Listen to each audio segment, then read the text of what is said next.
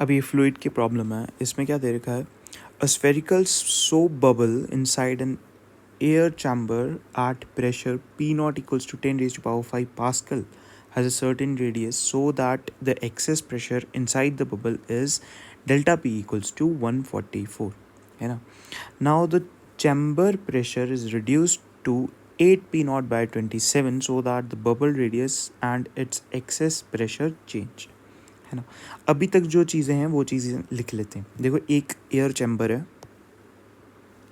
Like बड़ा सा air chamber draw कर लेते हैं.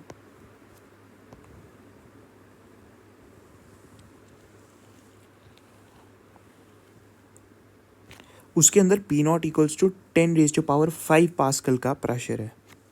तो ये वाला इनिशियल स्टेट मान लेते हैं बबल की, एंड ये वाली फाइनल मान लेते हैं. ये बीच से मैं डिवाइड कर देता हूँ इनिशियल और फाइनल में, थोड़ा अंतर करने के लिए, है ना. तो ये इनिशियली हो जाएगा, ये फाइनली हो जाएगा. अब देखते हैं क्या है. क्या था कि एयर चैम्बर के अंदर प्रेशर जो है पी नॉट है, तो मतलब कि बबल के बाहर ही इसमें पी नॉट प्रेशर है, अंदर मान लो पी है ना. तो एक्सेस प्रेशर क्या हो जाएगा, इन दोनों का डिफरेंस है ना. तो P माइनस पी नॉट हमारे पास क्या दे रखा है, 144. और सोप बबल है, सोप बबल है, अगर वाटर बबल होता तो अलग होता, क्योंकि सोप बबल है तो 4 इंटू इसकी सरफेस टेंशन T मान लो और इसका रेडियस R मान लो, 4T/R. ये हमारा एक्सेस प्रेशर हो गया है ना. एंड इसको डेल्टा पी के इक्वल कर देते हैं. अच्छा एक चीज़ ध्यान रखना कि डेल्टा पी की हमारे पास वैल्यू है, ये इक्वेशन नंबर 1 आ गई है ना.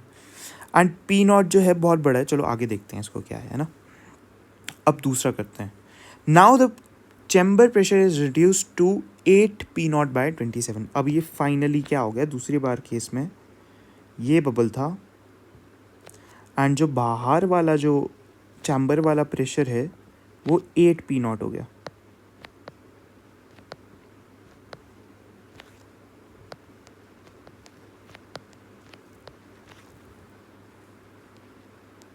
एट पी नॉट बाय 27 है ना. एंड अब बबल के अंदर का प्रेशर भी बदला होगा क्योंकि रेडियस जो है वो चेंज हो गया. तो इसको P1 मान लेते हैं, P प्राइम मान लो, चलो ज़्यादा आसान रहेगा है ना. P प्राइम मान लेते हैं. अब क्या है, इसका एक्सेस प्रेशर लिख लेते हैं और उसको डेल्टा P प्राइम लिख लेते हैं. Delta P prime equals to P prime minus 8 P naught by 27 equals to, अच्छा इसका रेडियस बदल गया, इसको आर प्राइम मान लेते हैं. इसको आर था, इसका रेडियस आर था, इसका आर प्राइम रेडियस था, और सरफेस टेंशन वही रहेगी क्योंकि सोप मटेरियल सेम है ना. तो 4T बाय आर प्राइम है ना. ये आ गया हमारे पास. अब देखो कुछ नहीं है, हमें सिर्फ आखिरी में न्यू एक्सेस प्रेशर बताना है, ये वाला पूरे इसकी वैल्यू बतानी है. तो रिलेशन ले आते हैं आर प्राइम और आर में, क्योंकि इसकी पूरी की वैल्यू तो हमें पता है 144 पास्कल है ना, 144 पास्कल. अब बस आर प्राइम और आर में रिलेशन ले आते हैं ना. अब कैसे लाएंगे उसको, उसके लिए आगे पढ़ते हैं क्वेश्चन को. In this process all the temperatures remain unchanged, मतलब आइसोथर्मल प्रोसेस है ना. All the temperatures remain unchanged मतलब कि आइसोथर्मल प्रोसेस. आइसोथर्मल प्रोसेस के लिए मैं ये बोल सकता हूँ कि T जो होता है वो कांस्टेंट होता है, ये बोला गया है ना. And PV equals to nRT से हम ये कर सकते हैं कि PV जो होता है डायरेक्टली प्रोपोर्शनल टू T होता है. जब T कांस्टेंट है तो PV भी हमारा कांस्टेंट ही आ जाएगा. तो इसका मतलब हम ये लिख सकते हैं कि ये जो पहले वाला P है और v है इसका वॉल्यूम है जो कि 4/3 पाई आर क्यूब होगा, वो p prime into 4/3 R dash का क्यूब होगा, है ना। कैसे मैं लिख देता हूँ, ये कांस्टेंट है तो p times v equals to p prime into V prime, इसकी वॉल्यूम v प्राइम मान लो, इसका वॉल्यूम v मान लो, है ना। ये हो जाएगा, कांस्टेंट ही था ना, तो मतलब कि इन दोनों का प्रोडक्ट इक्वल हो जाएगा। बहुत स्टैंडर्ड सवाल, एंड जेईई एडवांस में से सवाल पूछ रखे ऑलरेडी, है ना। p की वैल्यू यहाँ से निकाल लेते हैं, p equals to 4t/r plus P naught and p prime equals to 4t/r prime plus 8p0/27। इन दोनों की वैल्यू हम यहाँ डाल देते हैं, तो p की वैल्यू क्या आ जाएगी 4t/r plus P not times v की वैल्यू क्या आ जाएगी 4/3 पाई आर क्यूब, आर कौन सा, बबल वाला ही, है ना, इक्वल्स टू p प्राइम की वैल्यू क्या आ जाएगी अपनी, ये वाली जो हमने निकाली ऊपर, है ना, 4t/r prime plus 8p0/27 into 4/3 pi R prime का क्यूब, है ना। अब इसको सिंप्लीफाई कैसे करें, देखो 4/3 पाई तो दोनों साइड से कट जाएगा। अब 4t/r और 4t/r प्राइम की हमें एक चीज़ बोली गई है, क्या बोला गया है कि ध्यान से देखो कितना अच्छा सवाल है और कितना अच्छे से फ्रेम किया गया।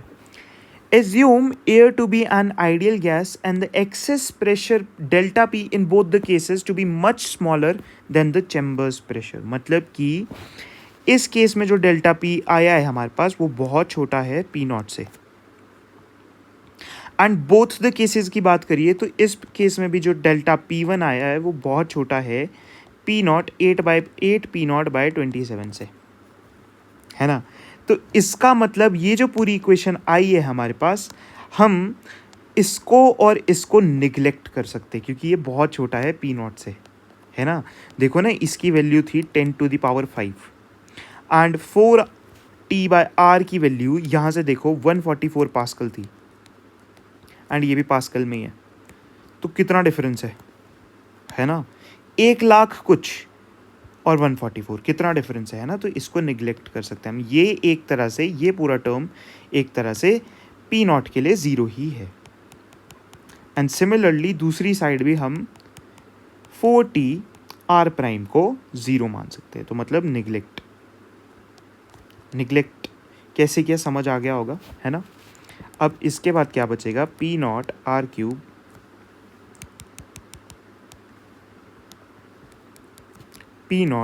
Cube equals to 8/27 P naught R prime cube.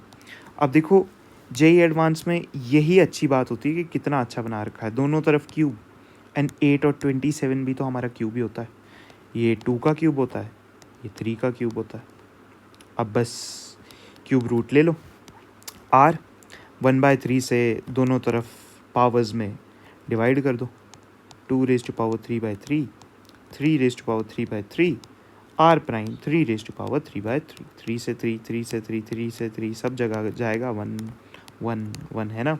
तो हमारे पास जो सिंपल एक्सप्रेशन आ जाएगा R equals to 2/3 R prime, और R प्राइम की यहाँ से वैल्यू आ जाएगी 3/2 टाइम्स R,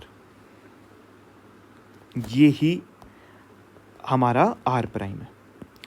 तो हमें न्यू एक्सेस प्रेशर पूछा है डेल्टा P इन पास्कल, तो डेल्टा P प्राइम पूछा है बेसिकली हमसे, तो 4t/r की वैल्यू तो हमारे पास यहाँ पर है, और R जो है R में ही रिलेशन आ गया, R प्राइम का हमारे पास R में रिलेशन आ गया, तो यहाँ से डाल देंगे डेल्टा P प्राइम हमारे पास 4t/r प्राइम था, तो R प्राइम की वैल्यू डाल देते हैं 4t/3r इंटू 2, है ना, एंड 4t/r की वैल्यू हमारे पास दे रखी है, तो 2/3 इंटू 4t/r की वैल्यू हम यहाँ से लिख लेंगे, जो कि हमें 144 दे रखी थी, पहले एक्सेस प्रेशर की हमें वैल्यू दे रखी थी, तो 144 डाल देंगे यहाँ पर हम, तो 2/3 इंटू 144, है ना।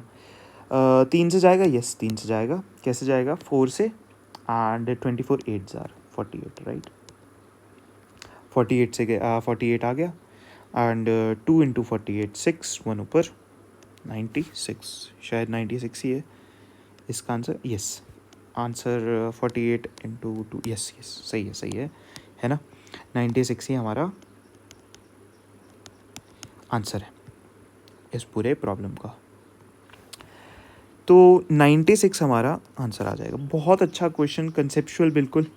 जिसने मतलब नहीं इस पे ध्यान दिया होगा, टेम्परेचर रिमेन अनचेंज्ड, तो नहीं होगा। बाकी बिल्कुल इजी क्वेश्चन, फ्लूइड और हीट को इसको मिक्स किया था, एंड मैकेनिक्स का ही प्रॉब्लम था। एंड 2022 एंड 2000 शायद 18 या 17 में ऐसा क्वेश्चन आया है। तो रिपीटेड ही क्वेश्चन था बेसिकली, है ना। तो नेक्स्ट क्वेश्चन पे आते हैं।